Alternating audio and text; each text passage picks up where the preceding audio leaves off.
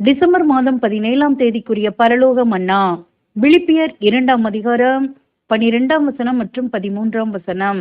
எனக்கு பிரியமானவர்களே, அதிக பயத்தோடும் நடுக்கத்தோடும் உங்கள் இரட்சிப்பு நிறைவேற பிரயாசப்படுங்கள்.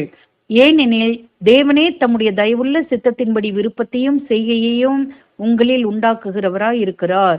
வசனங்களுக்குரிய விளக்கம். இயேசு கிறிஸ்துவின் மூலமாக யெகோவா தேவனே நமக்கு மீட்பை உண்டாக்கினார். நாம் அவரிடம் நெருங்கியிருந்து நீதியின் பாதையிலே நடக்க அவரே நமக்கு வாக்குத்தத்தங்களை கிருபையாக கட்டளையிட்டும் இருக்கின்றார். இன்னும் அதிகமாக இயேசு கிறிஸ்துவின் அடிச்சுவடுகளை பின்பற்றி பலியின் ஜீவியம் செய்ய வழிவகுத்துள்ளார். ஆதலால் பயத்தோடும் நடுக்கத்தோடும், அதாவது வெகு ஜாக்கிரதையோடும் நம் இரட்சிப்பை வழிவகுத்து கிருபையாக அருளப்பட்ட வாக்கு தத்தத்தின் பேரில் விசுவாசம் உள்ளவர்களாக நீதியின் பாதையில் தேவனுக்கு அங்கீகரிப்பாக நடந்து இயேசு கிறிஸ்துவின் மூலம் விசுவாசத்தில் நீதிமான்களாய் இருக்க பிரயாசப்பட வேண்டும். ஆமேன்.